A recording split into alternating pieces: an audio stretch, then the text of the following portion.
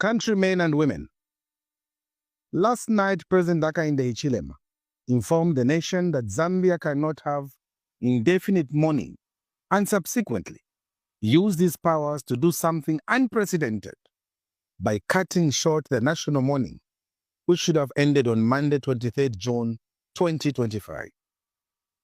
While we understand the frustration and humiliation that President Hichilema's administration faced on Wednesday when the repatriation could not take place as planned, we hold a view that the president's decision to call off the period of national mourning was done emotionally and a mere stunt to flex his powers.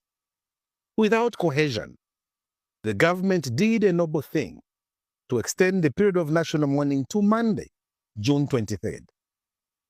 In light of last night's change of mind and position, is President Hichilema telling the nation that according to the late 60th Republican president, a state funeral was a conditional offer for him to be buried in Zambia?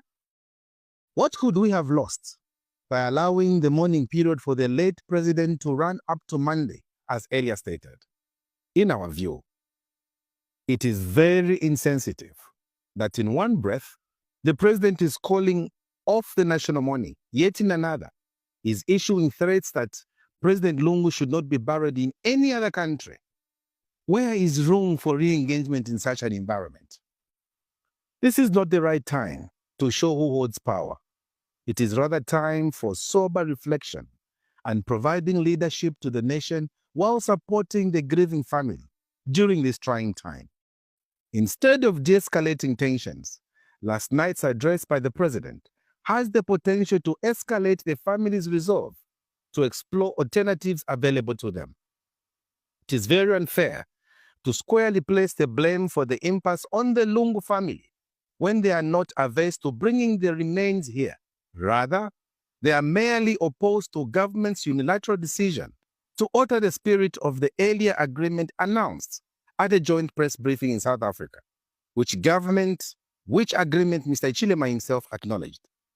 Instead of blaming the family, the government must reflect on its shortcomings for failure to adhere to the agreement that was announced in a joint briefing between the family and government, led by the Secretary to the Cabinet on Sunday, 15th June 2025.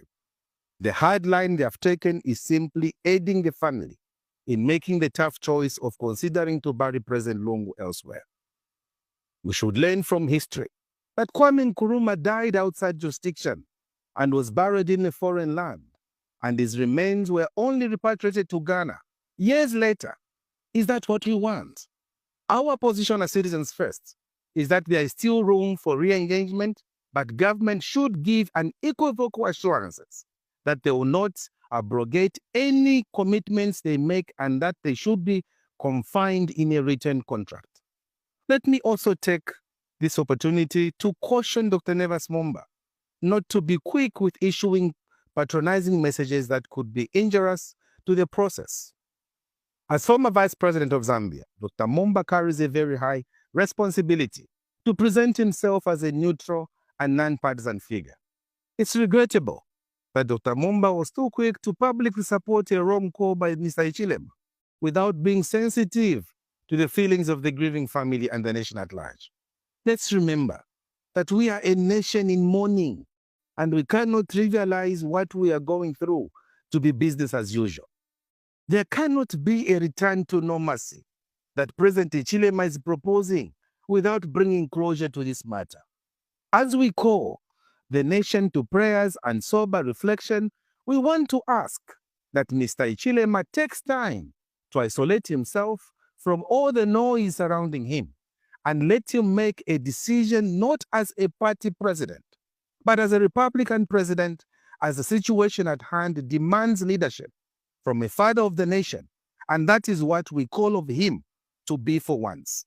May God bless our nation. I thank you.